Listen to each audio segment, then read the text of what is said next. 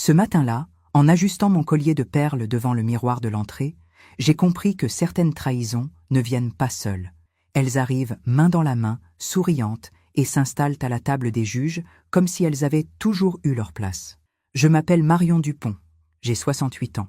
Et ce que je vais vous raconter, je l'ai porté en silence pendant des mois, comme on porte un poids dont on a honte. Non pas parce qu'on l'a mérité, mais parce qu'on ne sait pas comment l'expliquer sans que les autres pensent qu'on a imaginé l'impossible. Le jour de l'audience, je portais un tailleur bleu marine, sobre, élégant, celui que j'avais acheté pour le mariage de mon fils, il y a 12 ans. Je me souviens avoir pensé, en le sortant de l'armoire, « Ce jour-là, j'étais heureuse. Aujourd'hui, je vais perdre tout ce que j'ai construit. » Mon avocat, Maître Blanchard, un homme aux tempes grises et au regard patient, m'a posé la main sur l'épaule dans le couloir du tribunal. « Madame Dupont, vous êtes prête ?» J'ai hoché la tête. Mais non, bien sûr que non. On n'est jamais prête à voir sa vie déchirée devant un juge, des greffiers et des inconnus qui prennent des notes. Nous sommes entrés dans la salle d'audience. Le parquet craquait sous mes talons. L'air sentait le vieux bois et le papier poussiéreux. Et puis, je l'ai vu. Lui, mon mari, enfin, bientôt ex-mari, Gérard. Il était assis du côté opposé, dans un costume gris anthracite que je ne lui connaissais pas. Et à côté de lui, mon cœur s'est arrêté. Chloé, ma belle-fille. Enfin, mon ex-belle-fille, depuis que mon fils Thomas avait divorcé d'elle 3 ans plus tôt. Elle portait une robe crème, les cheveux tirés en arrière, un sourire discret aux lèvres. Leurs mains étaient posées l'une contre l'autre sur la table. Pas cachées, pas honteuses, affichées. Je me suis assise lentement, comme si mes jambes ne me portaient plus. Mon avocat a ouvert son dossier. Le juge a commencé à parler. Mais je n'entendais plus rien. Tout ce que je voyais, c'était cette main. Sa main à lui, sur celle de Chloé. Et puis, elle s'est penchée vers moi, lentement, comme on s'approche d'une femme déjà vaincue. Elle a murmuré assez bas pour que seul moi, elle et Gérard puissions entendre « Vous ne toucherez plus jamais à notre argent, notre !» Comme si tout ce que j'avais bâti pendant 43 ans de mariage lui appartenait désormais. J'ai senti mes ongles s'enfoncer dans la paume de mes mains. Mais je n'ai pas répondu. Pas un mot, pas un regard. Maître Blanchard, lui, n'a même pas levé les yeux. Il a simplement souri.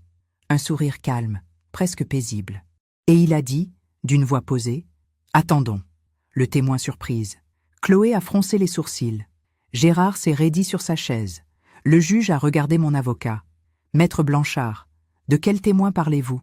Il arrive, votre honneur. » Il avait une question urgente à régler, mais il sera là d'un instant à l'autre. Quelques minutes se sont écoulées, longues, lourdes. Et puis, la porte s'est ouverte. Un homme est entré, grand, les épaules larges, un blouson en cuir sur une chemise blanche. Chloé a tourné la tête, et quand elle a vu qui venait d'entrer, une larme a glissé sur sa joue. Thomas, mon fils. Parfois, on fait confiance à ceux qui ne la méritent pas. Et vous, avez-vous déjà été déçu par quelqu'un que vous aimiez ? Racontez-moi votre histoire dans les commentaires, j'aimerais vous lire. Il y a des souvenirs qui sentent bon, ceux d'avant, quand la vie ressemblait encore à ce qu'on avait rêvé. Je pense souvent à notre maison de Neuilly-sur-Seine. Pas un palace, non, mais une belle demeure bourgeoise, avec un jardin où poussaient des hortensias bleues.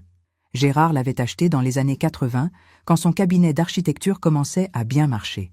Moi, je venais de quitter mon poste de professeur de lettres pour m'occuper de Thomas, notre fils unique. Le matin, je préparais le café dans la cuisine, toujours dans la même cafetière en porcelaine blanche que ma mère m'avait offerte. Gérard lisait Le Figaro en silence. Thomas descendait en pyjama, les cheveux ébouriffés, et me demandait des tartines avec de la confiture de fraises. C'était simple, c'était doux. Le dimanche, nous recevions. Gérard aimait inviter ses associés, quelques amis du Rotary Club.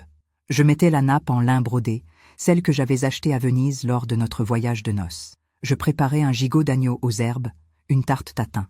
Gérard ouvrait une bouteille de pommerol. Les rires résonnaient dans le salon. Je me souviens de son regard, à cette époque. Quand il me regardait mettre la table, ajuster les fleurs dans le vase, il souriait. Pas un grand sourire, juste une approbation silencieuse. Comme si j'étais exactement là où je devais être. Et moi, je croyais que c'était de l'amour. Thomas a grandi dans cette maison. Il a fait ses devoirs sur la table de la salle à manger. Il a appris à faire du vélo dans l'allée gravillonnée. Plus tard, il a ramené Chloé pour la première fois un soir de printemps.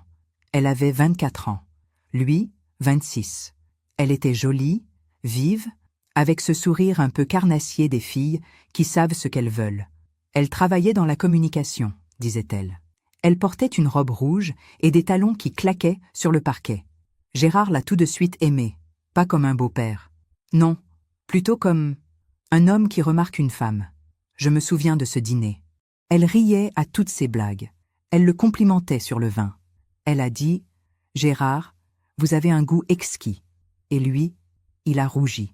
À 60 ans passés, il a rougi. Thomas était fier. Il pensait que sa famille l'aimait. Il pensait que tout allait bien. Moi aussi d'ailleurs. Ils se sont mariés 1 an plus tard. Une cérémonie élégante dans une chapelle de Provence. J'ai porté une robe parme. Gérard a fait un discours émouvant sur la famille, la transmission, l'amour qui dure. J'ai pleuré ce jour-là. De joie, je croyais. Aujourd'hui, je me demande si, déjà, quelque chose avait commencé. Si sous les sourires et les verres levés, il y avait déjà cette connexion silencieuse entre eux deux, entre Gérard et Chloé. Mais à l'époque, je ne voyais rien. Parce que dans une maison bien tenue, avec des hortensias qui fleurissent et du café qui sent bon, on ne cherche pas les fissures. On vit, on fait confiance. On ferme les yeux sur les regards qui durent un peu trop longtemps. Pendant que je raconte tout cela, je me demande d'où vous m'écoutez. Écrivez le nom de votre ville en commentaire. Il y a des détails qu'on ne remarque pas sur le moment. Des petits déplacements dans l'ordre des choses. Une chaise qu'on retrouve à un autre endroit. Un parfum qui flotte dans l'air sans raison. Un silence qui dure 1 seconde de trop. C'est comme ça que ça a commencé. Pas par un drame, pas par une scène, juste par des détails. Thomas et Chloé ont vécu leur mariage pendant 7 ans. Les 3 premières années, tout semblait aller bien. Ils habitaient un appartement dans le 16e arrondissement, pas très loin de chez nous. Ils venaient déjeuner le dimanche. Chloé apportait toujours un dessert de chez Ladurée. Thomas parlait de son travail dans la finance. Gérard l'écoutait avec attention, comme un père qui voit son fils réussir. Et puis, petit à petit, j'ai commencé à remarquer des choses. D'abord, les regards. Quand Chloé arrivait, elle embrassait Thomas distraitement, mais elle serrait longuement la main de Gérard. Elle s'asseyait toujours à côté de lui à table. Elle riait à ses anecdotes, même celles qu'il avait déjà racontées 1000 fois. Elle posait sa main sur son bras quand elle voulait appuyer une phrase. « Gérard, vous avez tellement raison. Moi, je servais le rôti. Je remplissais les verres. Je souriais. Mais quelque chose en moi commençait à se tendre. Un dimanche, alors que je débarrassais la table, j'ai entendu Chloé dire à Gérard, dans le salon, « Vous savez, vous avez une élégance que peu d'hommes ont aujourd'hui. » Il a ri, gêné, flatté. « Tu exagères, Chloé. »« Pas du tout. Thomas tient ça de vous. Mais vous, vous avez quelque chose en plus. » Je me suis figée derrière la porte. Les assiettes tremblaient dans mes mains. Thomas était dans le jardin, au téléphone. Il ne les entendait pas. Moi, si. Ce soir-là, quand nous nous sommes couchés, j'ai dit à Gérard, « Tu ne trouves pas que Chloé est un peu trop familière avec toi ?» Il a haussé les épaules, sans lever les yeux de son livre. « Familière ? Elle est charmante, Marion. » C'est tout. Justement, trop charmante. Il a soupiré. Ce soupir que je connaissais bien. Celui qui voulait dire « Tu te fais des idées. » Marion, ne commence pas. Elle est la femme de notre fils. Elle nous respecte. Elle nous aime. C'est tout. J'ai voulu insister, mais je me suis tue. Parce que c'est ce que j'avais toujours fait. Me taire, garder la paix, ne pas déranger. Les mois ont passé. Et puis, un jour, j'ai trouvé un message. C'était un après-midi de novembre. Gérard avait laissé son téléphone sur le comptoir de la cuisine en allant prendre sa douche. L'écran s'est allumé. Une notification. « Chloé, merci pour hier soir. C'était précieux. Mon cœur a fait un bond. » Hier soir, Gérard m'avait dit qu'il dînait avec un ancien associé. Il était rentré tard, vers 23 heures. Il sentait le vin et le parfum. Pas le sien. Le sien, je le connaissais par cœur. C'était une eau de toilette boisée, discrète. Mais hier soir, il sentait autre chose. Quelque chose de plus sucré, de plus féminin. J'ai reposé le téléphone exactement où il était. Je me suis assise à la table de la cuisine, les mains tremblantes. Quand Gérard est revenu, habillé, les cheveux encore humides, je lui ai demandé, d'une voix que je voulais calme, « Ton dîner s'est bien passé hier ?»« Oui, très bien. Pourquoi ?»« Avec qui c'était déjà ?» Il a hésité. Une demi-seconde. Mais j'ai vu l'hésitation. Avec Bertrand, mon ancien associé. Je te l'ai dit. Ah oui, Bertrand. Il m'a regardé, un peu méfiant. Pourquoi tu me demandes ça? Pour rien. Simple curiosité. Il a haussé les épaules et il est parti dans son bureau. Moi, je suis restée là, devant ma tasse de thé qui refroidissait. Et j'ai compris que quelque chose était en train de se briser. Quelque chose que je ne pourrais pas recoller. Quelques semaines plus tard, Thomas est venu me voir. Seul. C'était rare. D'habitude, il venait avec Chloé. Mais ce jour-là, il avait les traits tirés. Il s'est assis dans le salon, les coudes sur les genoux, le regard dans le vide. « Maman, je crois que Chloé me trompe. Mon sang s'est glacé. »« Qu'est-ce qui te fait dire ça? Elle sort beaucoup. Elle me dit qu'elle a des dîners professionnels. Mais quand je l'appelle, elle ne répond pas. Et quand elle rentre, elle est différente, distante. » Je me suis assise à côté de lui. J'ai posé ma main sur la sienne. « Tu lui as parlé? » ?»« Oui. Elle dit que je deviens parano, que je l'étouffe, que j'ai changé. » Il a levé les yeux vers moi, des yeux pleins de douleur. « Mais maman, c'est elle qui a changé. » J'aurais dû lui dire la vérité à ce moment-là. J'aurais dû lui parler du message, du parfum, des regards. Mais je ne l'ai pas fait, parce que je n'avais pas de preuves, parce que je ne voulais pas détruire notre famille sur des soupçons, parce que, au fond de moi, j'espérais encore me tromper. Alors j'ai juste serré sa main et j'ai dit « Les couples traversent des moments difficiles, mon chéri. Parle-lui, soyez patient. » Il a hoché la tête. Il est reparti. Et moi, je suis restée seule dans ce salon, avec ce poids sur la poitrine. Ce poids qui disait « Tu sais déjà. » 2 mois plus tard, Thomas et Chloé ont divorcé. Il ne m'a jamais dit pourquoi exactement. Il a juste dit « On n'était plus sur la même longueur d'onde, maman. » Chloé, elle, a déménagé. Elle a pris un appartement dans le 9e arrondissement. Elle ne venait plus au déjeuner du dimanche. Et bizarrement, Gérard semblait triste. Pas soulagé que notre fils soit libéré d'une femme qui le trompait. Non, triste, comme s'il avait perdu quelque chose. Un soir, je l'ai surpris à regarder son téléphone dans le jardin. Il souriait, ce sourire que je ne lui avais plus vu depuis des années. Je me suis approchée doucement. « Qui t'écrit ?» Il a sursauté. Il a rangé son téléphone dans sa poche. « Personne. Un ami. Un ami qui te fait sourire comme ça ?» Il m'a regardé, froidement. « Marion, arrête avec tes questions. Tu deviens fatigante. Fatigante. » Le mot m'a frappé comme une gifle. 40 ans de mariage. 40 ans à tenir cette maison, à élever notre fils, à soutenir sa carrière. Et j'étais fatigante. Ce soir-là, je n'ai pas dormi. Je suis restée allongée dans le noir, les yeux grands ouverts, à écouter sa respiration à côté de moi. Et pour la première fois, j'ai eu peur. Peur de comprendre ce que je refusais de voir depuis des mois. Peur que l'homme que j'avais aimé toute ma vie soit en train de m'échapper. Pas pour une inconnue, mais pour elle, pour Chloé, pour la femme de notre fils. Il y a une différence entre savoir et accepter. Savoir, c'est froid. C'est une information qui entre dans votre tête et qui reste là, comme un invité indésirable qu'on ne sait pas comment mettre dehors. Accepter, c'est autre chose. C'est laisser cette information descendre jusqu'au cœur. C'est regarder sa vie en face et admettre qu'elle n'est plus ce qu'on croyait. Moi, pendant des mois, j'ai su, mais je n'ai pas accepté. L'hiver est arrivé. Un hiver gris, pluvieux, qui rendait la maison encore plus silencieuse. Gérard passait de plus en plus de temps enfermé dans son bureau. Il disait qu'il travaillait sur un nouveau projet, une résidence de luxe près de Deauville. Des plans complexes, des clients exigeants, mais je savais qu'il mentait. Parce que quand un homme ment, il ne vous regarde plus dans les yeux. Il parle vite. Il part avant que vous ayez fini votre phrase. Il trouve toujours une raison pour être ailleurs.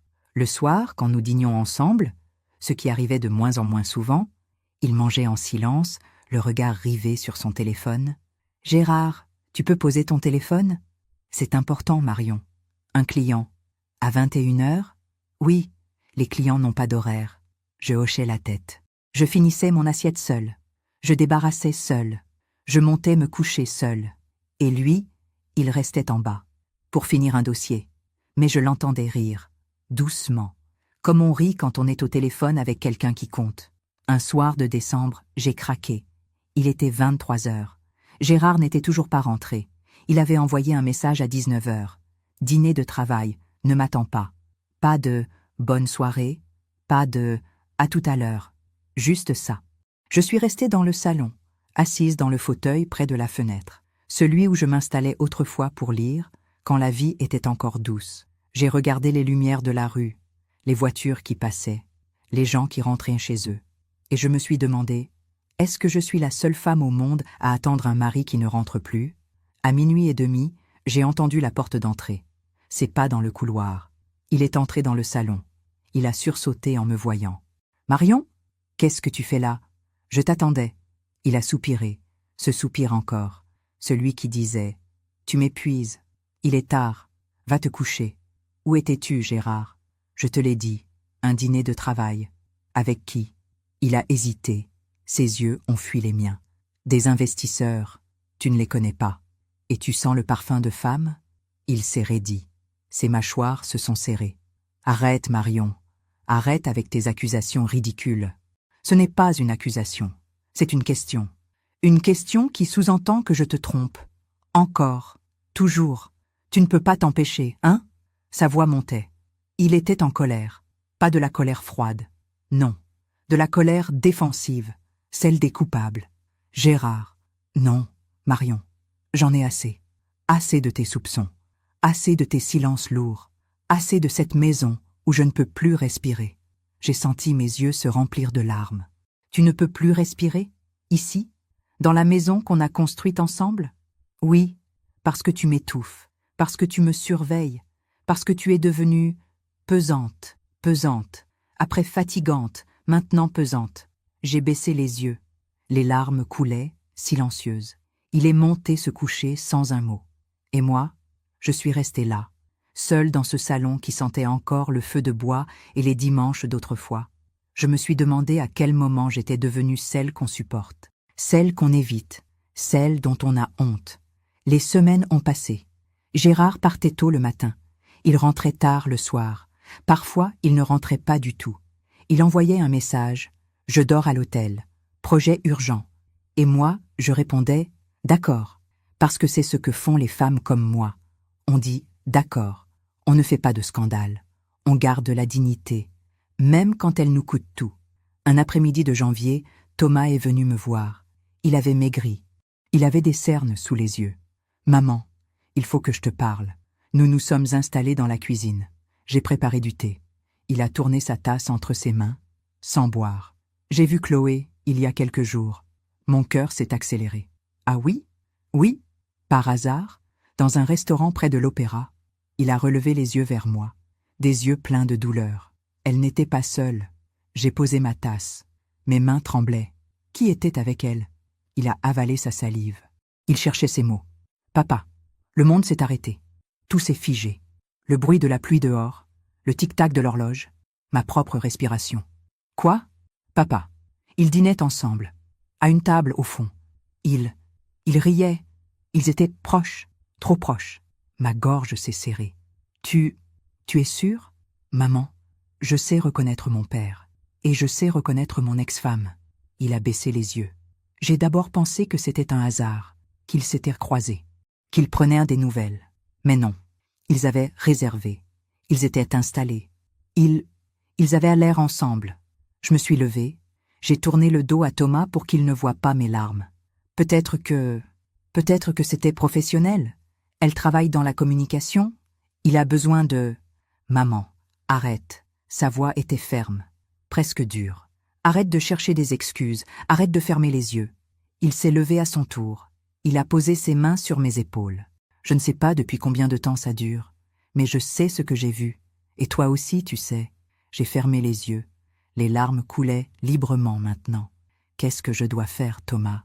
Ce que tu aurais dû faire il y a des mois.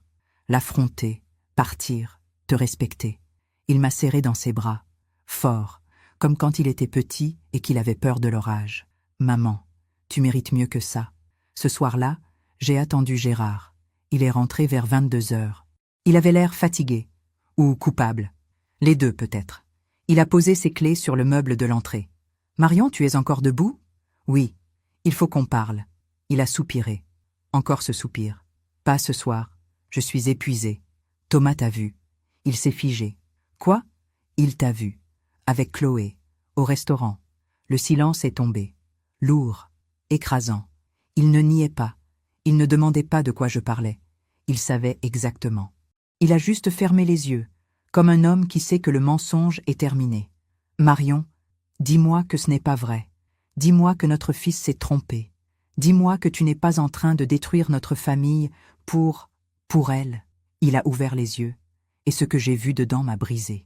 Ce n'était pas de la culpabilité, c'était du soulagement, le soulagement de celui qui n'a plus à mentir. Je ne voulais pas que tu l'apprennes comme ça. Ma voix s'est brisée. Alors c'est vrai? Oui. Ce mot a résonné dans le couloir comme un coup de feu. Depuis combien de temps? Ça n'a pas d'importance. Depuis combien de temps, Gérard? Il a baissé les yeux. Depuis leur divorce. 3 ans. 3 ans qu'il me mentait, qu'il me trompait, qu'il jouait à l'homme respectable pendant qu'il détruisait notre fils, notre famille, notre vie. Et avant? Avant leur divorce? Il n'a pas répondu. Mais son silence était une réponse. Mon Dieu, je me suis appuyée contre le mur. Mes jambes ne me portaient plus. Tu as détruit le mariage de notre fils. Tu as brisé Thomas. Pour une fille qui a la moitié de ton âge. Ce n'est pas comme ça. Alors c'est comment? Il a levé les yeux vers moi. Et pour la première fois en 43 ans de mariage, je ne l'ai plus reconnu. Je l'aime, Marion. Ces mots m'ont transpercé. Pas « je suis désolée », pas « j'ai fait une erreur ». Non, je l'aime. J'ai posé ma main sur mon collier de perles. Celui que je portais le jour de notre mariage. Celui que je n'avais jamais enlevé.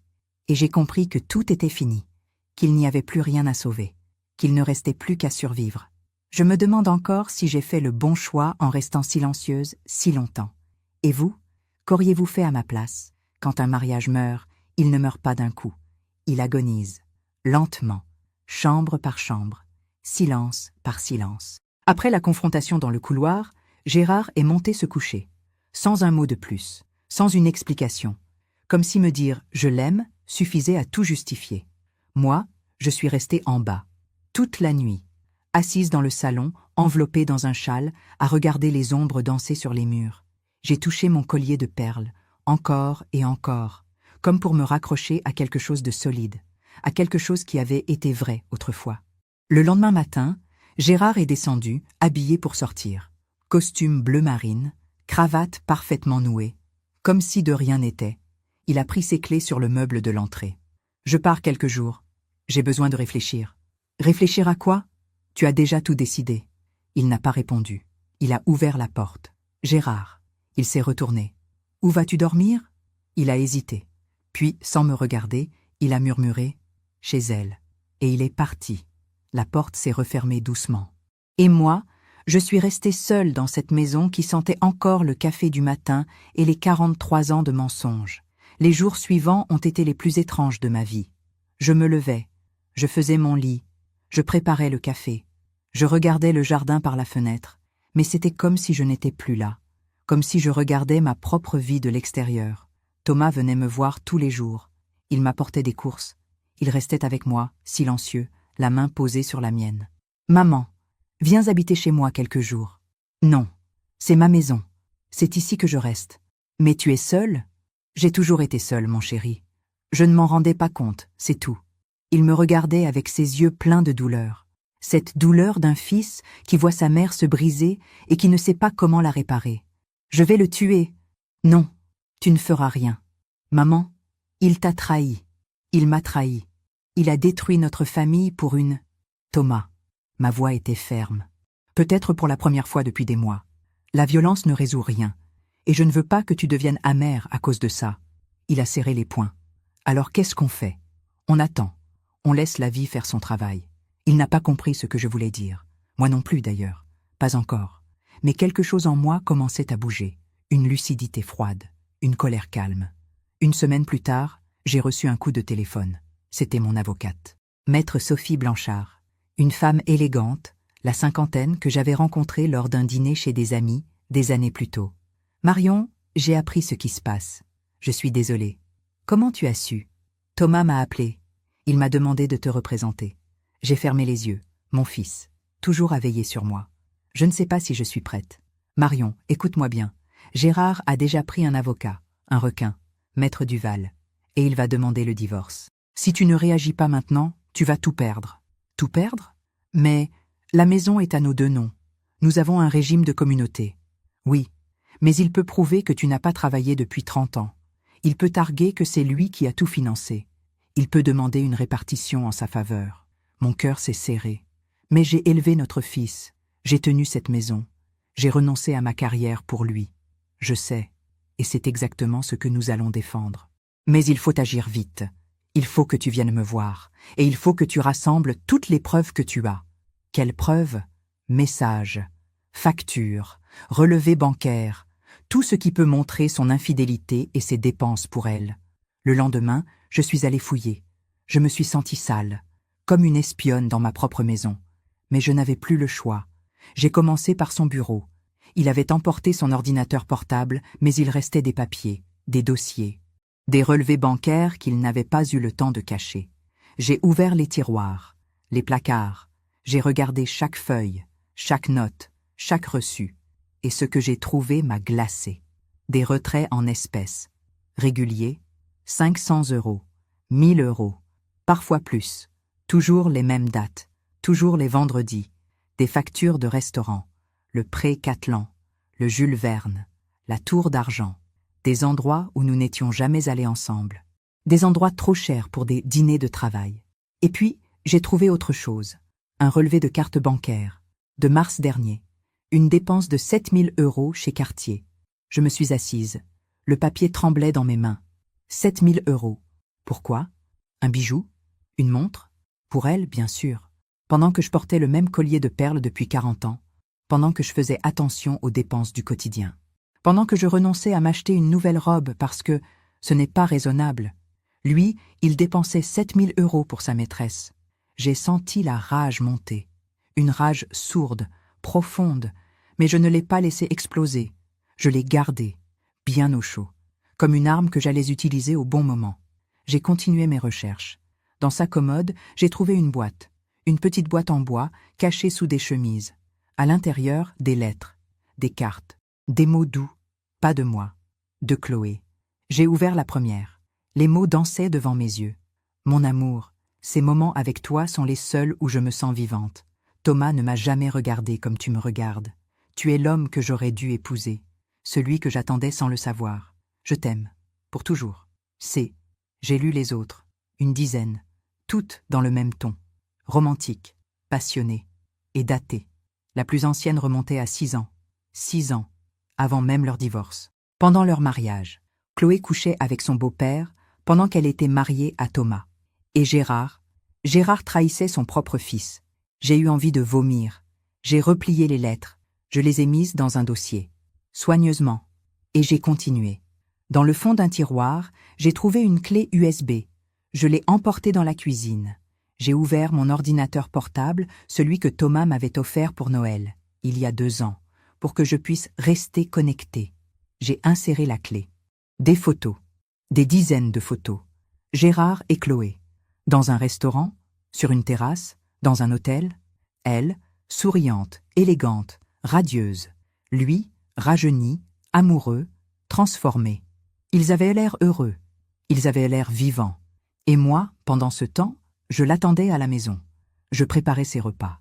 Je lavais ses chemises. Je dormais à côté de lui en croyant qu'il était à moi. J'ai fixé l'écran. Mes yeux brûlaient. Mais je ne pleurais plus. Parce qu'à cet instant, quelque chose en moi s'est durci. Je n'étais plus la femme qui supplie, la femme qui se soumet, la femme qui pardonne. J'étais devenue autre chose. Une femme qui sait, une femme qui agit. J'ai tout copié. Les photos, les relevés, les lettres. J'ai tout numérisé. J'ai tout envoyé à Maître Blanchard. Elle m'a rappelé le soir même. Marion, c'est parfait. Avec ça, on le tient. Qu'est-ce qu'on fait maintenant? On prépare le dossier. Et on attend l'audience. Il va demander le divorce. Nous allons le lui accorder. Mais aux conditions que tu mérites. Je ne veux pas de son argent, Sophie. Je veux juste... Ma voix s'est brisée. Je veux juste qu'il comprenne qu'on ne peut pas détruire les gens sans conséquence. Il comprendra, Marion. Crois-moi, il comprendra. 2 semaines plus tard, j'ai reçu les papiers. Demande de divorce pour altération définitive du lien conjugal. Pas pour faute, non. Il voulait un divorce à l'amiable. propre, sans scandale, comme si on pouvait effacer 43 ans de mensonges avec une formule juridique. J'ai appelé Sophie. Il demande un divorce sans faute. Bien sûr, parce qu'avec un divorce pour faute, il risque de tout perdre. Mais ne t'inquiète pas. Nous, on va demander un divorce pour faute, pour adultère, avec preuves à l'appui. Et ensuite, on va se battre. Pour la maison, pour ta pension, pour ta dignité. J'ai regardé par la fenêtre, le jardin, les hortensias qui commençaient à refleurir. Sophie, il y a autre chose. Quoi? Thomas, il veut témoigner. Il veut dire devant le juge ce qu'ils lui ont fait, ce qu'ils nous ont fait à tous. Un silence. Puis, c'est un risque, Marion. Ça peut être très douloureux pour lui. Je sais, mais il a besoin de ça. Il a besoin de parler, de dire la vérité. Alors on le fera, mais on va le préparer. Parce que ce ne sera pas facile. Les semaines ont passé. Gérard n'est jamais revenu à la maison. Il envoyait des messages brefs, froids, par l'intermédiaire de son avocat. Madame Dupont peut rester dans la maison jusqu'à l'audience. Ensuite, il faudra vendre et partager. Vendre. La maison où j'avais élevé mon fils, où j'avais vécu toute ma vie d'adulte. Mais je ne répondais pas. Je gardais mon calme, ma dignité, parce que je savais quelque chose qu'il ne savait pas. Je savais que la vérité finit toujours par sortir, et que les mensonges, même les plus soigneusement cachés, finissent par se retourner contre ceux qui les portent. Un soir, alors que je feuilletais de vieilles photos dans le salon, Thomas est venu me voir. Il s'est assis à côté de moi. « Maman, tu es sûre que tu veux aller jusqu'au bout ? » « Oui, même si ça fait mal, même si ça expose tout devant des étrangers. » J'ai posé ma main sur la sienne. « Mon chéri, pendant 43 ans, j'ai gardé le silence. J'ai gardé la paix. J'ai tout accepté pour préserver cette famille. J'ai relevé les yeux vers lui.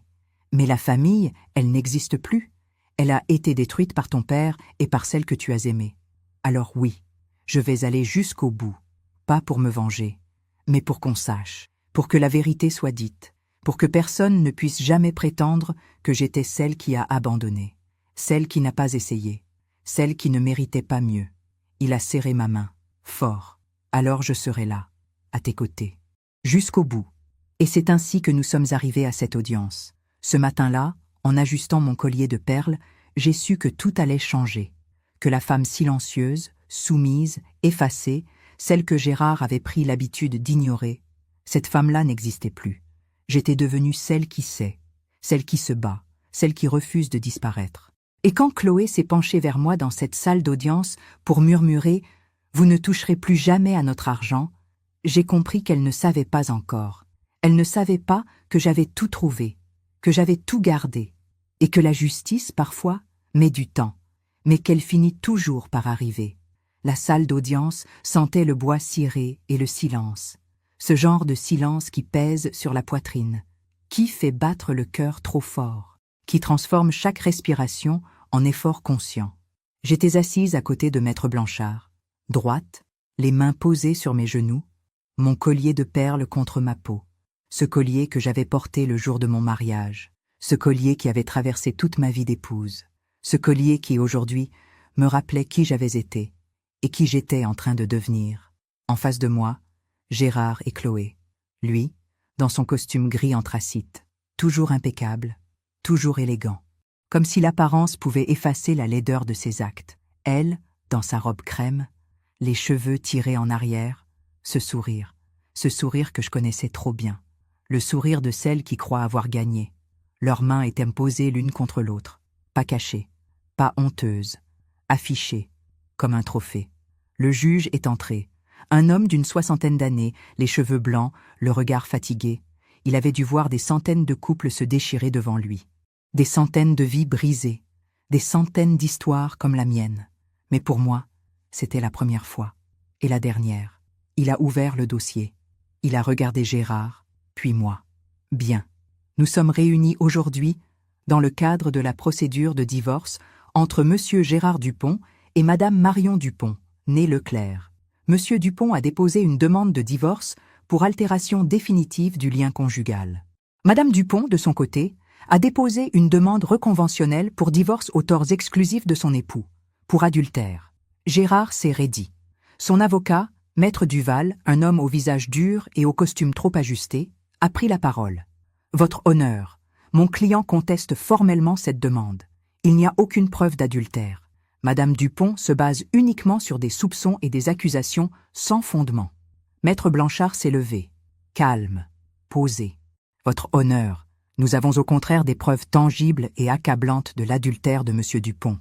Des preuves que nous allons présenter aujourd'hui. Le juge a hoché la tête. Très bien. Maître Blanchard, vous pouvez commencer. Sophie s'est tournée vers moi. Elle m'a souri. Un sourire discret, encourageant. Puis elle a ouvert son dossier. Votre honneur, Madame Dupont a découvert, il y a plusieurs semaines, que son mari entretenait une relation adultère depuis plus de 6 ans avec mademoiselle Chloé Moreau, ici présente. Chloé a tressailli. Son sourire s'est figé. Mademoiselle Moreau n'est pas n'importe qui. Elle était, jusqu'à il y a 3 ans, l'épouse du fils unique de Madame et Monsieur Dupont, leur belle-fille. Un murmure a parcouru la salle. Le juge a froncé les sourcils. Maître Blanchard, vous êtes en train de dire que Monsieur Dupont a entretenu une relation avec la femme de son fils? Oui, votre honneur. Et cette relation a commencé pendant le mariage de son fils avec mademoiselle Moreau. Autrement dit, Monsieur Dupont a détruit le couple de son propre enfant pour satisfaire ses désirs personnels. Gérard est devenu pâle. Maître Duval s'est levé d'un bond. Votre honneur, ce sont des accusations graves et infondées. Mon client? Asseyez-vous, Maître Duval. La voix du juge était ferme. Maître Blanchard, j'espère que vous avez des preuves solides pour étayer ces affirmations. Oui, votre honneur. Sophie a sorti une première pièce, un relevé bancaire.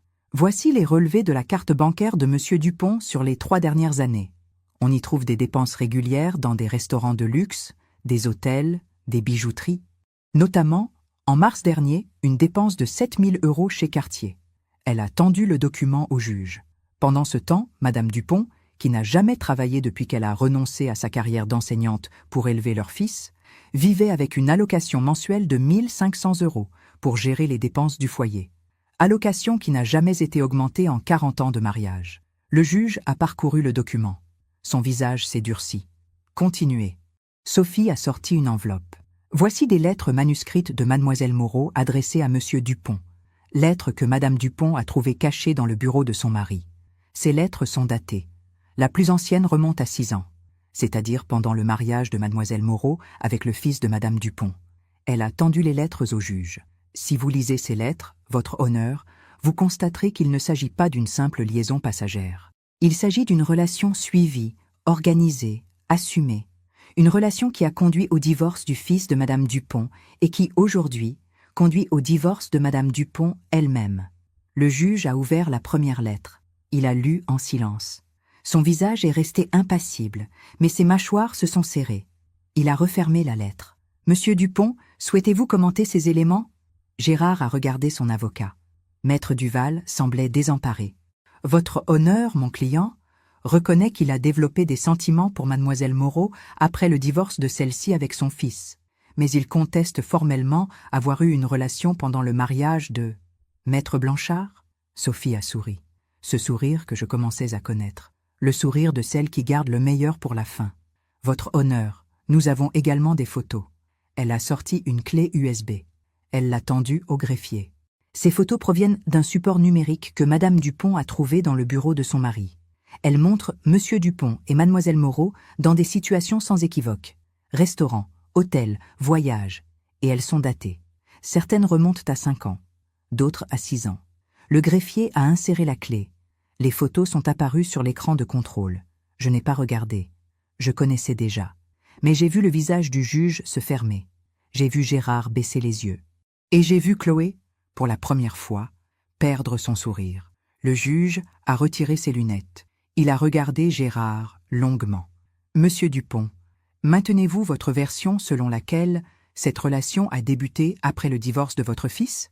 Silence. Gérard ne répondait pas. « Monsieur Dupont, je vous pose une question. » Il a relevé les yeux. Des yeux vides, fatigués. « Non, votre honneur. »« Non? Non. La relation a commencé... avant. » Un silence de mort est tombé dans la salle. Chloé a tourné la tête vers lui. Elle semblait horrifiée, comme si elle ne s'attendait pas à ce qu'il avoue. Maître Duval a fermé les yeux. Il savait que tout était perdu. Le juge a remis ses lunettes.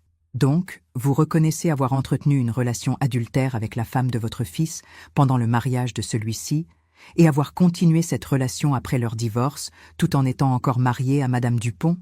Oui, ce mot a résonné comme une sentence. Maître Blanchard a repris la parole. Votre honneur, il y a un dernier élément que nous souhaitons porter à votre attention. Je vous écoute. Le fils de Madame et Monsieur Dupont, Monsieur Thomas Dupont, souhaite témoigner. Gérard a sursauté. Non, pas lui, pas Monsieur Dupont. Silence. Le juge s'est tourné vers Sophie. Votre témoin est-il présent? Oui, votre honneur. Il attend devant la salle. Faites-le entrer. La porte s'est ouverte, et Thomas est entré. Mon fils. Mon petit garçon devenu homme. Il portait un blouson en cuir sur une chemise blanche. Ses cheveux étaient légèrement ébouriffés. Il avait les traits tirés, mais il se tenait droit. Chloé a tourné la tête, et quand elle l'a vu, une larme a glissé sur sa joue. Pas de regret, pas de honte, juste de la peur de celui qui sait que la vérité va éclater. Thomas s'est avancé. Il a regardé le juge. « Bonjour, votre honneur. Je m'appelle Thomas Dupont. Je suis le fils de Madame Marion Dupont et de Monsieur Gérard Dupont. » Le juge a hoché la tête. « Monsieur Dupont, vous êtes ici en tant que témoin. Vous devez dire la vérité. Vous en êtes conscient? » « Oui, votre honneur. »« Bien. Maître Blanchard, vous pouvez interroger votre témoin. » Sophie s'est levée. Elle a regardé Thomas avec douceur. « Thomas, pouvez-vous nous dire quand vous avez épousé Mademoiselle Moreau? » « En mai 2013. »« Et quand avez-vous divorcé? » ?»« En septembre 2022. » « Pouvez-vous nous expliquer les raisons de ce divorce? » Thomas a pris une inspiration. Il a regardé Chloé, puis son père. « Parce que ma femme me trompait. » Silence. « Avec qui vous trompait-elle? » Il a serré les poings. « Avec mon père. » Chloé a baissé les yeux. Gérard a détourné le regard. « Comment l'avez-vous découvert? » Pas tout de suite. Pendant des mois, Chloé était distante. Elle sortait souvent. Elle disait qu'elle avait des dîners professionnels. Mais elle rentrait tard. Elle sentait différent. Il a marqué une pause. Un soir, j'ai trouvé un message sur son téléphone. Un message de mon père. Il disait « J'ai hâte de te revoir. Tu me manques déjà. » Sophie a laissé le silence s'installer. « Qu'avez-vous fait? » J'ai confronté Chloé. Elle a d'abord nié, puis elle a admis. Elle m'a dit qu'elle était tombée amoureuse de lui, qu'elle ne pouvait pas s'en empêcher, que c'était plus fort qu'elle. Sa voix s'est brisée. Elle m'a dit que j'étais un bon mari, mais que lui, c'était différent, qu'il la comprenait, qu'il la faisait se sentir vivante. Et votre père? L'avez-vous confronté également? Oui, il m'a dit qu'il était désolé, qu'il n'avait pas voulu que ça arrive, mais qu'il l'aimait, et qu'il ne pouvait pas y renoncer. Thomas a relevé les yeux vers le juge. Il m'a demandé de comprendre, de lui pardonner. Il m'a dit que l'amour ne se commande pas. Il a souri, un sourire amer. Mais moi, votre honneur, ce que j'ai compris, c'est qu'un père qui trahit son fils, ce n'est plus un père. Le juge a regardé Gérard. Monsieur Dupont, souhaitez-vous répondre aux accusations de votre fils? Gérard a ouvert la bouche, puis il l'a refermée. Il n'avait rien à dire, parce qu'il n'y avait rien à dire. Tout était vrai. Thomas s'est tourné vers moi. Nos regards se sont croisés. Et dans ses yeux, j'ai vu tout l'amour qu'un fils peut avoir pour sa mère, tout le courage qu'il avait fallu pour venir ici, pour raconter ça, pour exposer sa propre humiliation devant des étrangers, pour me défendre. Il s'est tourné vers le juge. « Votre honneur, je suis venu témoigner aujourd'hui parce que ma mère a passé 43 ans de sa vie à se sacrifier pour cette famille. Elle a renoncé à sa carrière, à ses rêves, à elle-même, pour nous, pour moi, pour lui. » Il a montré Gérard du doigt. Et lui, il l'a trahi. Pas avec n'importe qui. Avec la femme de son propre fils. Il a détruit mon mariage. Il a détruit ma confiance. Il a détruit ma famille. Sa voix tremblait. Mais surtout, il a détruit la femme la plus digne, la plus loyale, la plus aimante que je connaisse. Il s'est tourné vers moi. Une larme coulait sur sa joue. Et elle ne mérite pas ça. Elle mérite la vérité. Elle mérite la justice. Elle mérite tout ce qu'il lui a volé. Le juge a laissé le silence s'installer, puis il a refermé le dossier. « Merci, monsieur Dupont, vous pouvez vous retirer. » Thomas a hoché la tête. Il est passé devant moi. Il a posé sa main sur mon épaule. Je l'ai couverte de la mienne. Et pour la première fois depuis des mois, j'ai senti que je n'étais plus seule. Le juge a regardé Gérard et Chloé. Mademoiselle Moreau, vous n'êtes pas partie à cette procédure. Mais je tiens à vous dire une chose. Chloé a relevé les yeux, terrorisée. Vous êtes entrée dans cette famille par le mariage. Vous en êtes sortie par la trahison. Vous avez détruit un jeune homme qui vous aimait. Vous avez détruit une mère qui vous accueillait à sa table. Et aujourd'hui, vous vous asseyez à côté de l'homme qui vous a aidé à commettre ces destructions en vous croyant victorieuse. Il a marqué une pause. Mais sachez une chose, la vie a une mémoire, et elle rend toujours ce qu'on lui a donné. Chloé a baissé la tête. Elle pleurait maintenant. Mais ce n'étaient même pas des larmes de regret. C'étaient des larmes de peur, parce qu'elle venait de comprendre qu'elle n'avait rien gagné, qu'elle avait tout perdu. Le juge s'est tourné vers nous. L'audience est levée. Je rendrai ma décision dans 3 semaines. Mais je tiens à dire une chose à Madame Dupont. J'ai relevé les yeux. Vous avez été trahie, madame, de la pire des manières. Mais vous êtes ici, debout, digne. Et cela en dit plus sur vous que tous les mots que je pourrais prononcer. Il a refermé le dossier. Ne perdez jamais cette dignité. Elle vaut plus que tout l'or du monde. Nous sommes sortis de la salle d'audience. Dans le couloir, Thomas m'a serré dans ses bras. Fort, comme quand il était petit. Tu as été parfaite, maman. Non, mon chéri, c'est toi qui as été parfait. Maître Blanchard nous a rejoints. Marion s'est gagnée, je le sais. J'ai souri. Un sourire fatigué, mais un vrai sourire. Merci, Sophie. Derrière nous, Gérard et Chloé sont sortis à leur tour.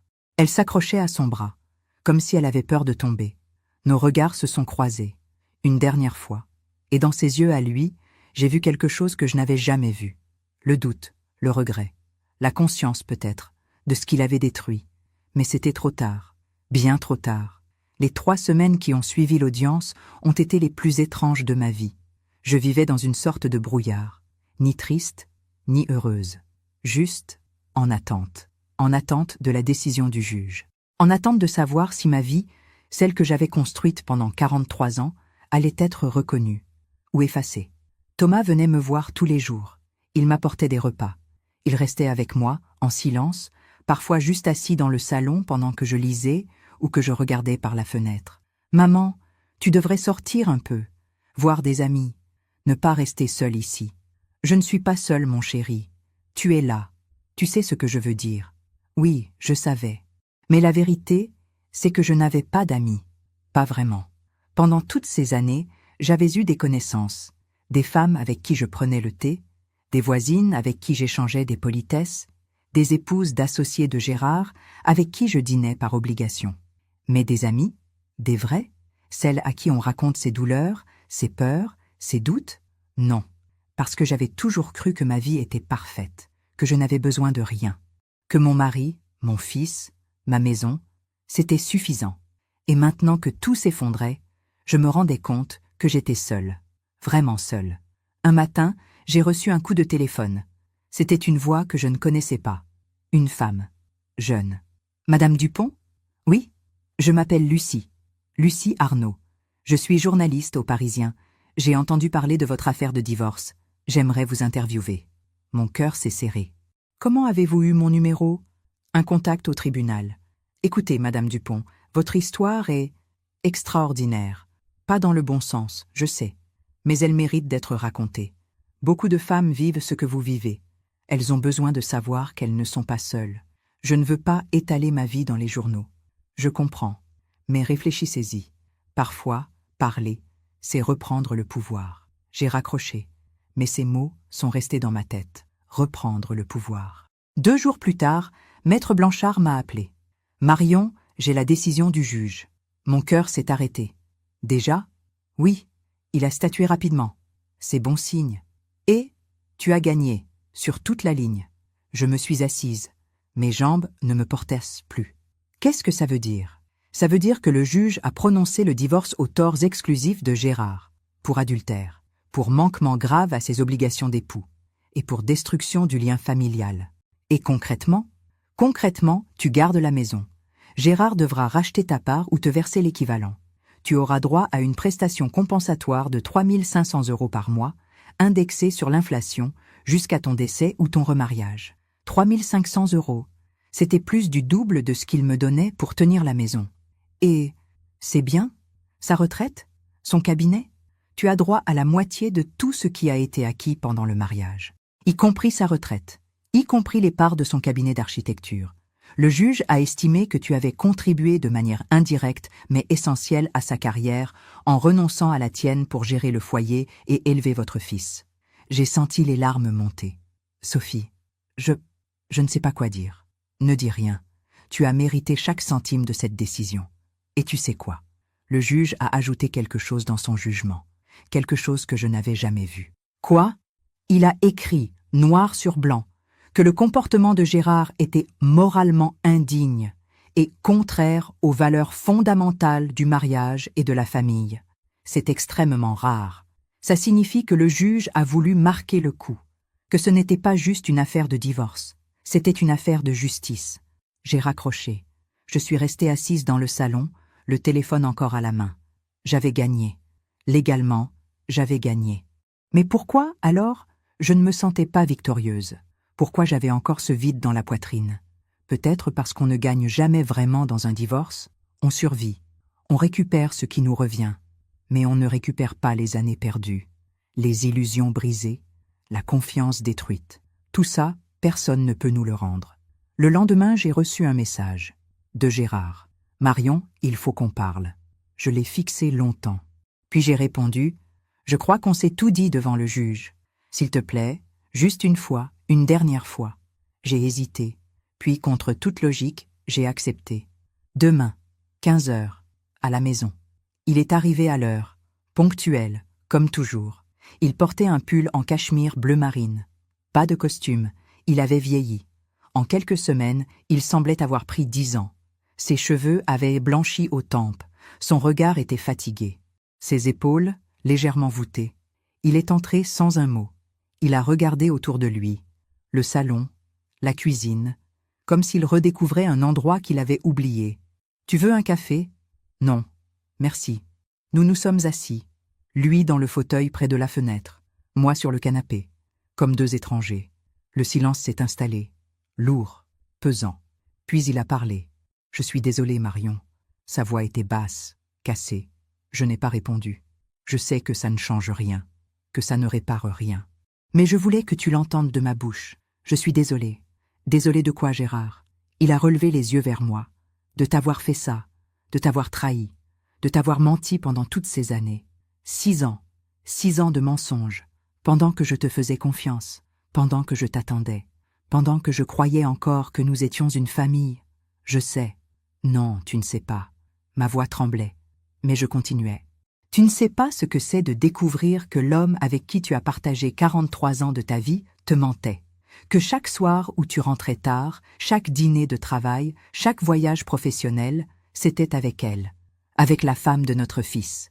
Marion, tu ne sais pas ce que c'est de voir ton propre enfant souffrir parce que sa femme le trompait, et de découvrir que c'était avec toi, avec son père, l'homme qui était censé le protéger, lui apprendre ce qu'est l'honneur, la loyauté. Les larmes coulaient maintenant, mais je ne les retenais plus. Tu as détruit notre fils, Gérard. Tu as détruit notre famille. Tu m'as détruite, moi. Il a baissé la tête. Ses mains tremblaient. Je ne voulais pas. Je n'ai jamais voulu ça. Alors pourquoi? Pourquoi tu l'as fait? Il est resté silencieux longtemps. Trop longtemps.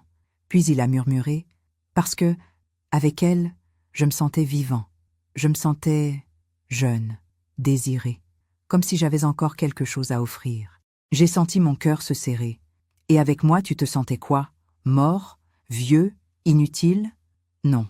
Avec toi, je me sentais en sécurité, stable. Mais la sécurité, ce n'est pas l'amour, Marion. Ces mots m'ont frappé comme une gifle. Alors tu ne m'as jamais aimé? Si, je t'ai aimé, à ma façon. Mais pas de la manière dont tu méritais d'être aimé. Il a relevé les yeux, des yeux pleins de regrets. Trop tard. Tu étais une épouse parfaite, une mère parfaite. Tu as tout fait pour moi, pour nous. Et moi, je t'ai prise pour acquise. Je t'ai considérée comme un meuble, comme une partie de la maison. Toujours là, toujours stable, toujours disponible. Il a serré les poings. Et quand Chloé est arrivée, elle m'a fait sentir que j'existais encore, que j'étais encore quelqu'un. Pas juste un mari, pas juste un père, mais un homme. J'ai fermé les yeux.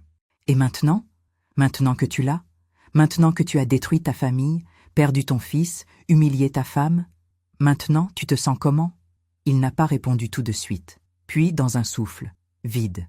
Nous sommes restés silencieux longtemps. Puis il a repris la parole. Le juge a décidé que je devais te verser 3 500 € par mois et racheter ta part de la maison, ou te verser l'équivalent. Je sais. Je vais racheter ta part. Je vais vendre la maison. Et je te verserai l'argent. Pourquoi vendre? Tu peux garder la maison? Non, cette maison, elle est pleine de nous, de ce qu'on était, de ce qu'on aurait dû rester. Je ne peux plus vivre ici. J'ai hoché la tête. Moi non plus. Il a semblé surpris. Tu vas partir? Oui. Dès que la vente sera actée, je partirai. Je ne sais pas encore où, peut-être dans le sud, près de la mer, quelque part où je pourrais recommencer. Recommencer? Il a souri tristement. Tu as toujours été plus forte que moi, Marion. Non, j'ai juste appris à survivre, parce que je n'avais pas le choix. Il s'est levé. Il a regardé une dernière fois le salon, les photos sur le manteau de la cheminée, le vase en porcelaine que nous avions acheté à Venise, le tapis persan qui avait traversé toutes ces années. Je regrette, Marion, je regrette tout. Moi aussi, Gérard, mais les regrets ne changent rien. Il a hoché la tête. Il est parti vers la porte. Puis, avant de sortir, il s'est retourné. Thomas, il me parle encore, mais il ne me regarde plus comme avant. Il me regarde comme un étranger, comme quelqu'un qu'il ne reconnaît plus. C'est normal, tu n'es plus l'homme qu'il croyait connaître. Je peux encore réparer ça? Avec lui? J'ai souri, un sourire triste. Je ne sais pas, Gérard, mais ça, c'est entre toi et lui, plus entre toi et moi. Il a ouvert la bouche, puis l'a refermée. Il est parti.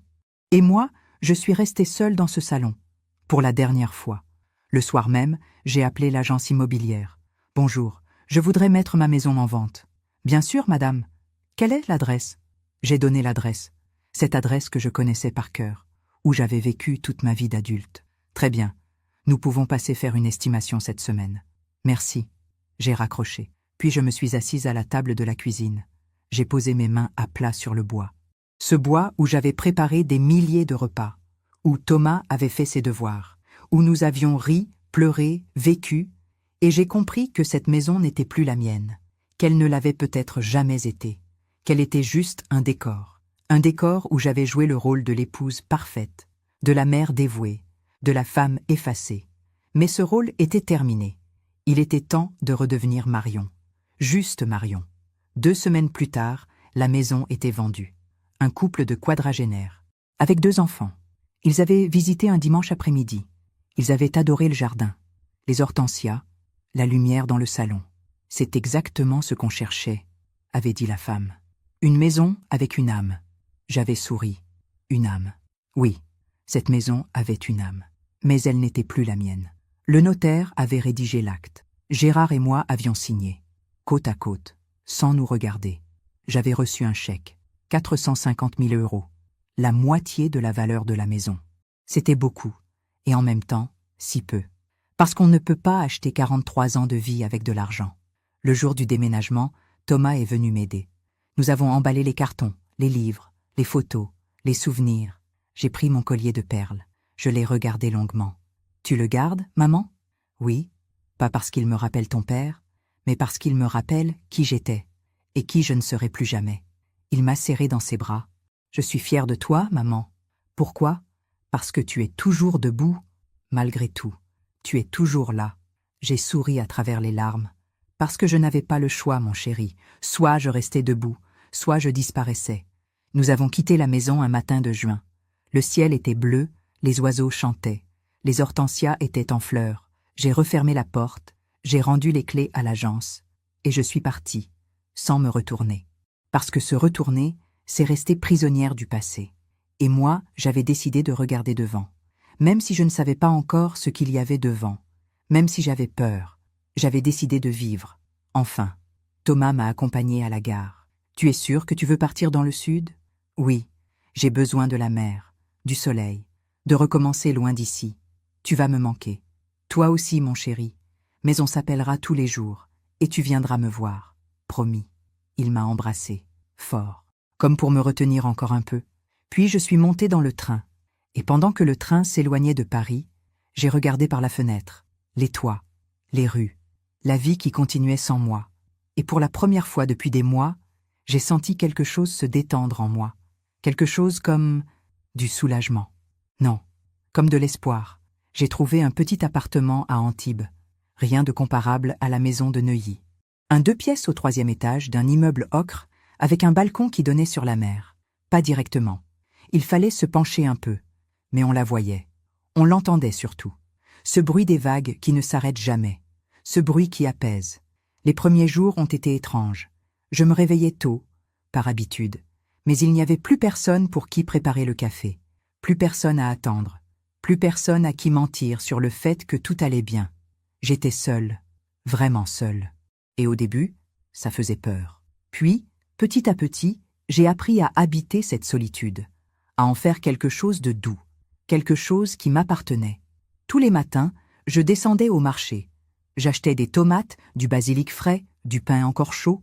Je parlais avec la vendeuse de fruits.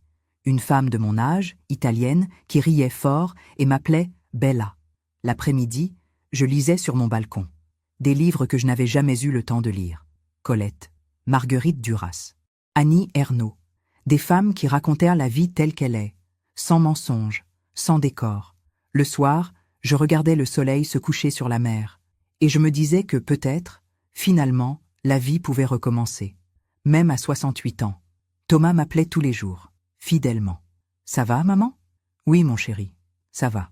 Tu ne t'ennuies pas trop ?»« Non, je découvre que j'aime être seule. » Il riait. « Tu m'étonnes toujours, maman. » Un jour, il m'a demandé. « Tu as des nouvelles de papa ?»« Non, pourquoi ? Toi, oui. » « Oui, il m'a appelé hier. Et il voulait me voir, prendre un café, parler. Tu y es allé ? Oui. Silence. Comment il va ? Pas bien, maman. Il a beaucoup vieilli. Il a l'air perdu. Je n'ai rien dit. Il m'a parlé de Chloé. Mon cœur s'est serré. Qu'est-ce qu'il a dit ? Qu'ils se sont séparés. Je suis restée sans voix. Séparés ? Quand ? Il y a 1 mois. Juste après le jugement. Pourquoi ? Apparemment, elle ne supportait pas l'humiliation. Le fait que tout le monde sache, que son nom soit dans le jugement. Elle lui reprochait de ne pas avoir mieux défendu leur relation, de l'avoir exposée. Thomas a marqué une pause. Il m'a dit qu'elle est partie du jour au lendemain. Elle a pris ses affaires. Elle a vidé la moitié du compte commun qu'ils avaient ouvert ensemble. Et elle est partie à Lyon, chez sa mère. Et lui, il est seul, dans un appartement qu'il a loué près de la Défense. Il dit qu'il ne dort plus, qu'il ne travaille plus vraiment, que ses associés lui ont demandé de prendre du recul. Du recul ? Oui. Apparemment, certains clients ont appris ce qui s'était passé. Le jugement a été rendu public. Et ils ne veulent plus travailler avec un homme qui... Enfin, tu vois ? Oui, je voyais. La réputation. Dans son milieu, la réputation, c'était tout. Et il venait de la perdre. Je suis restée silencieuse longtemps après cet appel. Je me suis assise sur mon balcon. J'ai regardé la mer. Et j'ai senti quelque chose de bizarre en moi. Pas de la joie. Non, je n'étais pas ce genre de femme. Je ne me réjouissais pas du malheur des autres. Même de celui qui m'avait détruite, mais du soulagement. Le soulagement de savoir que la vie, finalement, fait son travail. Qu'on ne peut pas construire son bonheur sur les ruines des autres sans que ça finisse par s'effondrer. Gérard avait tout sacrifié pour Chloé. Sa famille, son fils, sa femme, sa réputation. Et maintenant, il n'avait plus rien. Même pas elle. Quelques semaines plus tard, j'ai reçu une lettre, de lui. Je l'ai reconnue à l'écriture. Cette écriture élégante, inclinée, que je connaissais par cœur. J'ai hésité longtemps avant de l'ouvrir. Puis, un soir, je l'ai fait. Marion, je ne sais pas si tu liras cette lettre. Je ne sais même pas si tu voudras la lire. Mais j'avais besoin de te l'écrire.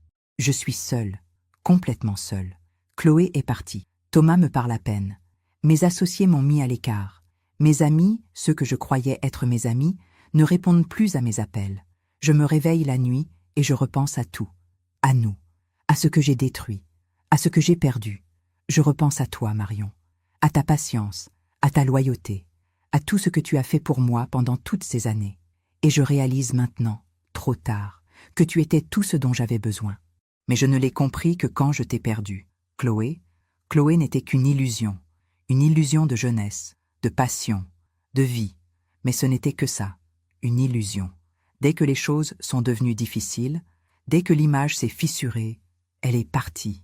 Toi, tu es resté. Pendant 43 ans, malgré tout, malgré mes absences, mon indifférence, mes silences, je ne te demande pas de me pardonner. Je sais que je ne le mérite pas.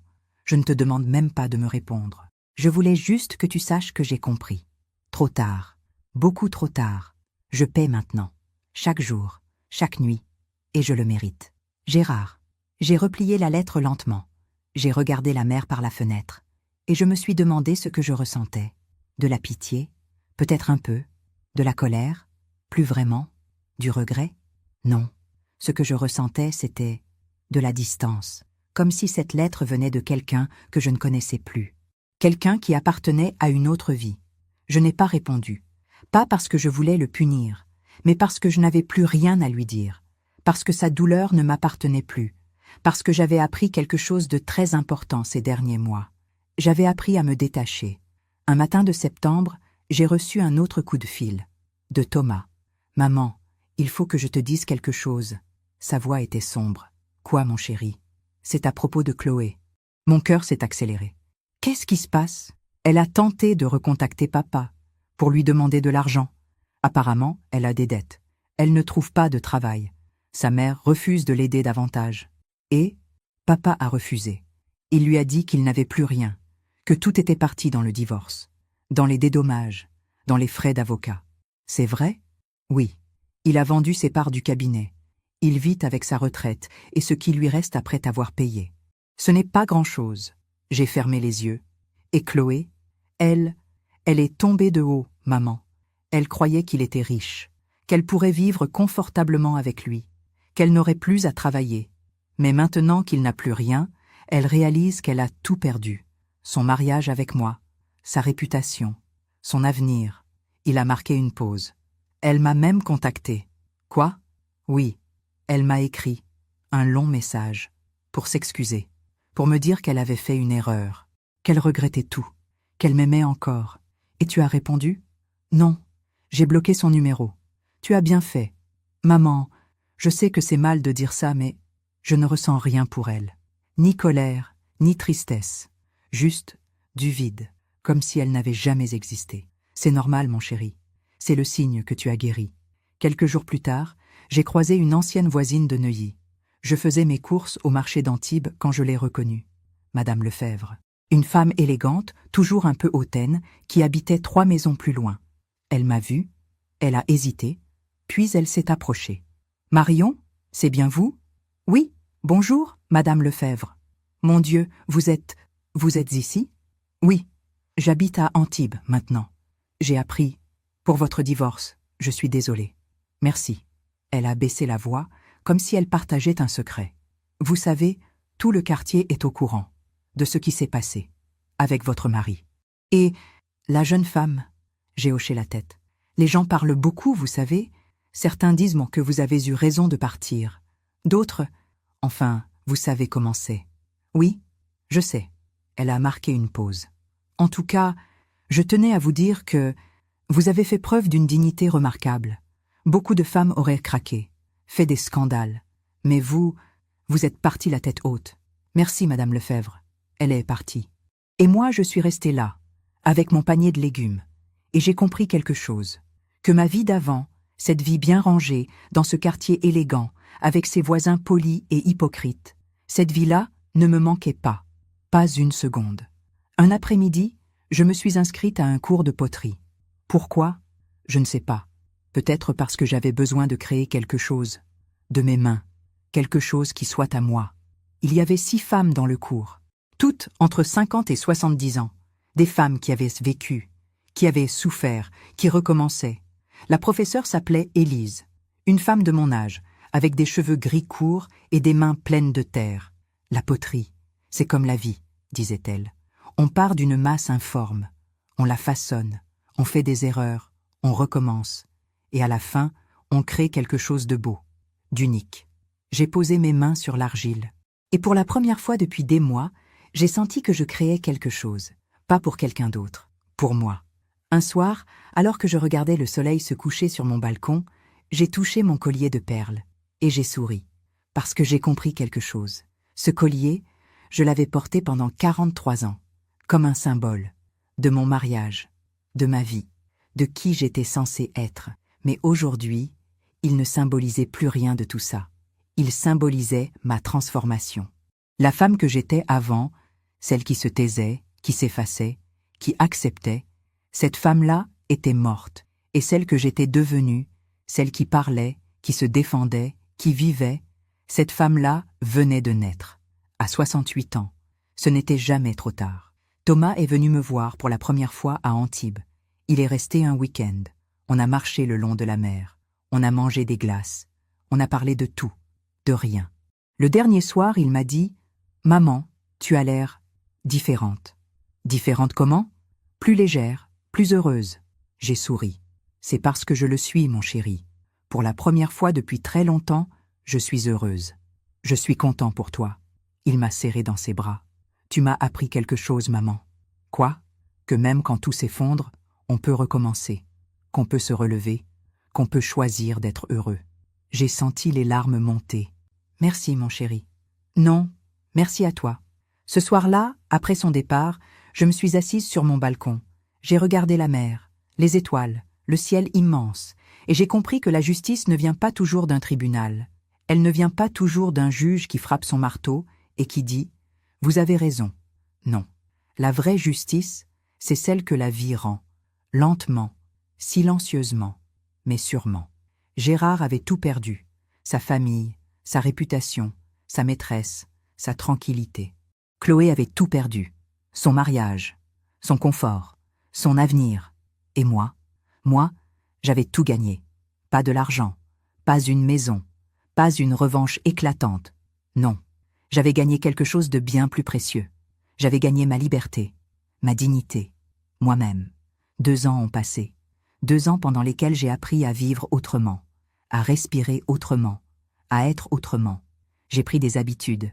Le marché tous les matins, la poterie le mardi, les promenades le long de la mer le soir. Des petites choses, des choses simples, mais des choses à moi. J'ai aussi rencontré des gens, pas des amis superficiels comme à Neuilly. Non, des vraies personnes. Élise, ma professeure de poterie. Isabelle, une libraire du Vieux-Nice qui me recommandait des livres. Pierre, un voisin retraité qui cultivait des tomates sur son balcon et qui m'en donnait toujours trop. Des gens qui ne savaient rien de mon passé, qui ne me jugeaient pas, qui m'aimaient pour qui j'étais maintenant, pas pour qui j'avais été. Thomas venait me voir tous les 2 mois. Il avait rencontré quelqu'un, une femme douce, enseignante, qui le faisait rire. Ils parlaient de s'installer ensemble, de construire quelque chose de nouveau. « Elle te plaît, maman? Elle te rend heureux? » « Oui. Alors elle me plaît. » Un jour de novembre, Thomas m'a appelé. Sa voix était étrange, hésitante. « Maman, il faut que je te dise quelque chose. »« Quoi, mon chéri? » ?»« C'est à propos de papa. » Mon cœur s'est serré, comme chaque fois qu'on prononçait son nom. Il est malade. Le monde s'est arrêté. Malade comment? Un cancer. Du pancréas. Stade avancé. J'ai fermé les yeux. J'ai posé ma main sur la rambarde du balcon pour garder l'équilibre. Depuis quand il le sait? Depuis 6 mois. Il ne voulait rien dire. À personne. Mais maintenant, les médecins disent qu'il lui reste quelques semaines, peut-être quelques mois. Où est-il? À l'hôpital Beaujon. À Clichy. Silence. Il a demandé à me voir. Et il a demandé si tu accepterais de venir aussi. J'ai senti ma gorge se serrer. Je ne sais pas, Thomas. Je comprends, maman. Je ne te demande pas de venir pour lui. Je te demande de venir pour toi, pour que tu n'aies pas de regrets. Plus tard, j'ai réfléchi toute la nuit. Est-ce que je voulais le revoir? Est-ce que je lui devais quoi que ce soit? Non. Mais Thomas avait raison. Ce n'était pas pour lui. C'était pour moi, pour fermer le cercle, pour partir en paix. 3 jours plus tard, je suis montée dans un train pour Paris. Thomas m'attendait à la gare. Il m'a serré fort dans ses bras. « Merci d'être venu, maman. C'est normal, mon chéri. » Nous avons pris un taxi jusqu'à l'hôpital. Un bâtiment gris, froid, qui sentait le désinfectant et la maladie. Nous sommes montés au 5e étage, le service d'oncologie. Thomas s'est arrêté devant une porte. Il est là. « Tu veux que je vienne avec toi? »« Non, je vais y aller seul. »« Tu es sûr? »« Oui. » Il a hoché la tête. « Je t'attends ici. » J'ai poussé la porte. La chambre était petite. Une fenêtre donnait sur un parking gris. Il y avait des machines, des tuyaux, des bips réguliers. Et dans le lit, lui, Gérard. Mais ce n'était plus le Gérard que j'avais connu. Il avait maigri. Beaucoup. Sa peau était jaune. Ses cheveux, presque tous tombés. Ses yeux, enfoncés dans leurs orbites. Il dormait. Je me suis assise sur la chaise à côté du lit, silencieusement. Et j'ai regardé cet homme qui avait été mon mari pendant 43 ans. Cet homme que j'avais aimé, que j'avais servi, que j'avais attendu. Cet homme qui m'avait trahi, humiliée, détruite. Et maintenant, cet homme n'était plus qu'une ombre. Il a ouvert les yeux, lentement, avec difficulté. Il m'a vue, et dans ses yeux, j'ai vu quelque chose que je n'avais jamais vu. Des larmes. Marion, sa voix était faible, cassée. Tu es venue? Oui. Je ne pensais pas que tu viendrais. Moi non plus. Il a essayé de sourire, mais c'était douloureux. Comment tu vas? Bien? Et toi? Il a ri, un rire amer. Comme tu peux le voir, pas très bien. Silence. Les médecins disent qu'il me reste quelques semaines. Je sais, Thomas me l'a dit. Tu as peur de la mort? J'ai réfléchi. Oui, parfois, mais moins qu'avant. Moi aussi j'avais peur. Mais maintenant, je pense que c'est peut-être un soulagement. Un soulagement? Oui, parce que vivre comme ça, avec tous ces regrets, c'est pire que mourir. Il a tourné la tête vers moi. Marion, je voulais te dire, je suis désolée. Pour tout, pour ce que je t'ai fait, pour ce que j'ai fait à Thomas, à notre famille. Tu me l'as déjà dit, je sais, mais je voulais te le dire encore. Avant de partir, j'ai hoché la tête. Tu as des nouvelles de Chloé? Il a fermé les yeux. Non, aucune. Je lui ai écrit quand j'ai appris pour la maladie. Elle n'a jamais répondu. Je suis désolée. Ne le sois pas. Je le mérite. Silence. Tu sais ce qui est drôle? Quoi? Pendant toutes ces années, je croyais que c'était elle, la femme de ma vie, que c'était avec elle que j'aurais dû être depuis le début. Il a ouvert les yeux, des yeux pleins de regrets. Mais maintenant que je suis là, seule, en train de mourir, ce n'est pas elle que je vois. Ce n'est pas elle qui me manque. Qui alors? Toi. C'est toi que je vois. C'est toi qui me manque. Une larme a coulé sur sa joue. Parce que tu étais la seule qui m'aimait vraiment. Pas pour mon argent, pas pour mon statut, pas pour ce que je représentais. Non, tu m'aimais, moi, l'homme, avec mes défauts, mes faiblesses. Il a serré les poings. Et moi, je t'ai jeté comme on jette un vieux meuble, comme si tu ne comptais pas, comme si tu n'avais pas de valeur. Gérard, non, laisse-moi finir. J'ai besoin de te le dire. J'ai détruit tout ce qui comptait vraiment, pour une illusion, pour une femme qui ne m'a jamais aimée, qui ne voulait que ce que je pouvais lui offrir. Il m'a regardé. Et quand je n'ai plus rien eu à offrir, elle est partie, comme ça, sans un regard en arrière. Je sais. Alors que toi, tu es là. Après tout ce que je t'ai fait, tu es là. J'ai senti les larmes monter. Je ne suis pas venue pour te pardonner, Gérard. Je sais. Je suis venue pour moi, pour fermer cette histoire, pour pouvoir continuer ma vie sans ce poids. Je comprends. Il a fermé les yeux. Il semblait épuisé. Marion, est-ce que tu es heureuse? J'ai réfléchi. Oui, je crois que oui. Tant mieux. Tu le mérites. Et toi, tu as été heureux? Avec elle? Il a ouvert les yeux. Et ce que j'ai lu dedans m'a surprise. Non, jamais. Parce que le bonheur construit sur la douleur des autres, ce n'est pas du bonheur, c'est du poison. Ça te ronge de l'intérieur. Il a toussé, difficilement. Chaque soir, je pensais à Thomas, à son regard quand il a découvert la vérité, à la douleur dans ses yeux. Et je savais que j'avais détruit mon propre fils, pour une femme qui ne valait pas un dixième de ce que toi tu valais. Il a fermé les yeux. La vie finit toujours par rendre ce qu'on lui donne, Marion. Moi, j'ai donné de la trahison, de la douleur, de l'égoïsme. Et c'est exactement ce que j'ai reçu en retour. Nous sommes restés silencieux longtemps. Puis il a murmuré « Tu sais ce que je regrette le plus? Quoi? Les dimanches, nos dimanches, avec toi, avec Thomas, dans le jardin, avec les hortensias qui fleurissaient, le gigot d'agneau, le vin de Pomerol, les rires. Il a ouvert les yeux, des yeux pleins de larmes. J'avais tout, Marion.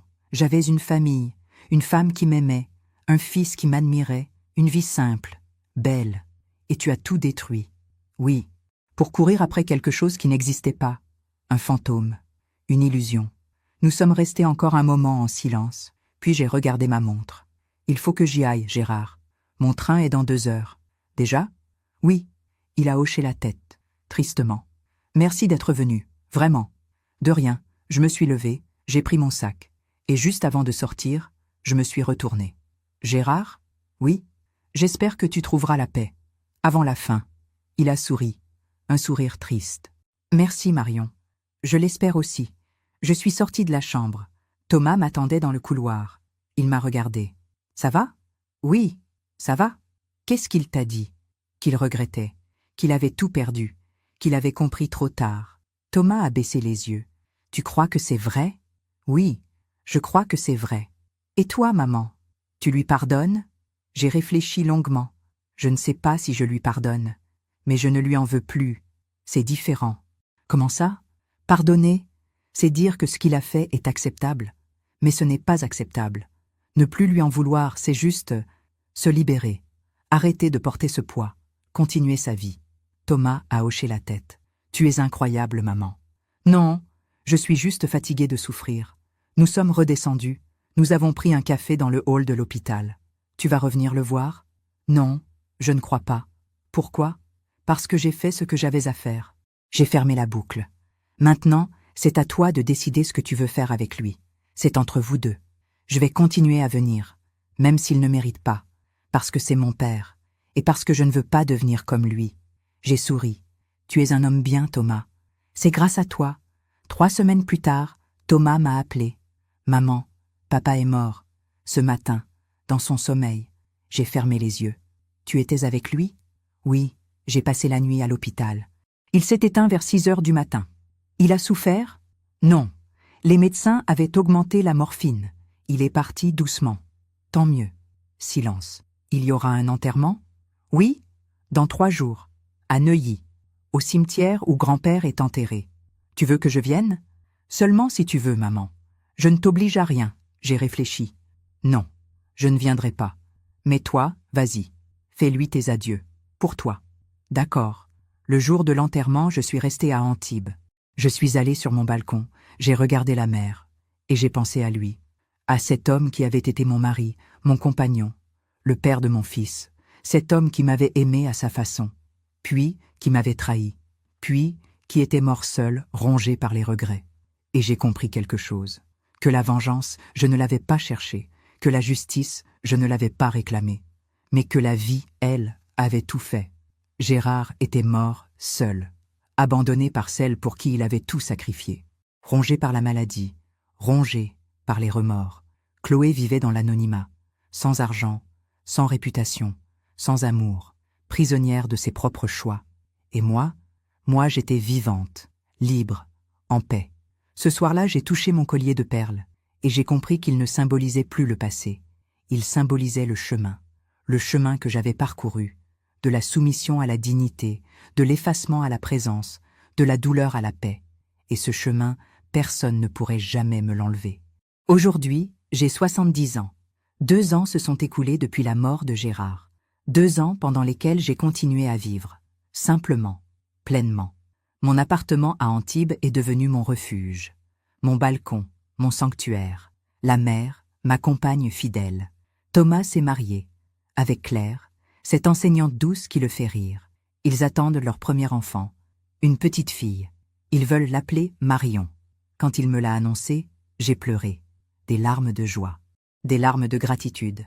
Maman, tu seras une grand-mère formidable. Je ferai de mon mieux, mon chéri.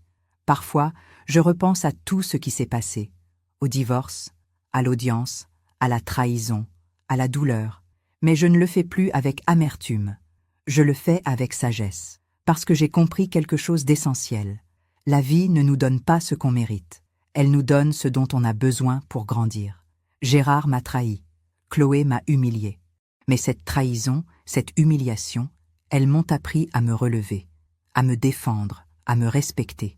Elles ont fait de moi une femme plus forte, plus libre, plus vivante. Je continue mes cours de poterie. J'ai même vendu quelques pièces dans une petite galerie du Vieux-Nice. Des bols, des vases, des objets simples mais beaux. Élise me dit souvent « Marion, Tu as des mains qui racontent des histoires. Et c'est vrai.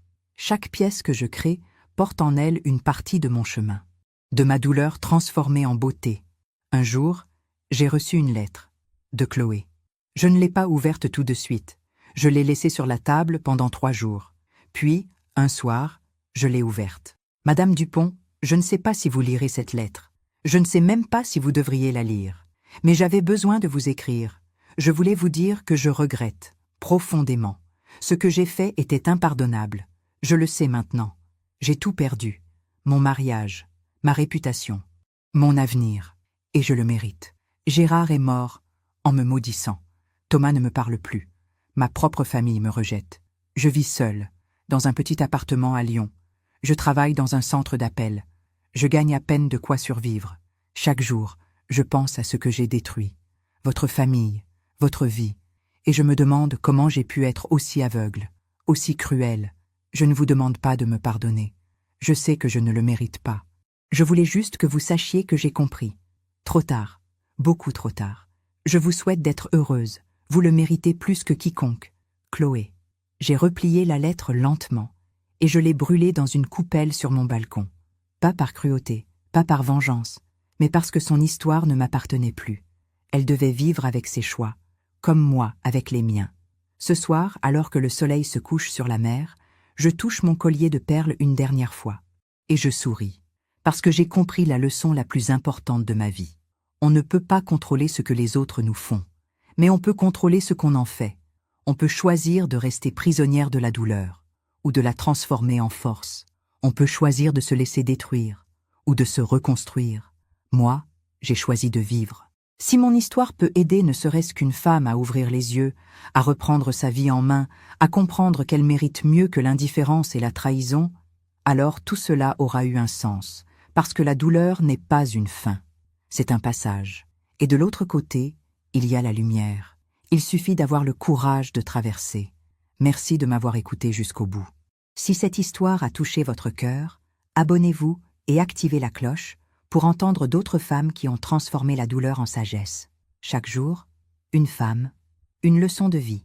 Partagez cette histoire avec quelqu'un que vous aimez. Parfois, une histoire change toute une journée. Que Dieu vous bénisse et à très bientôt.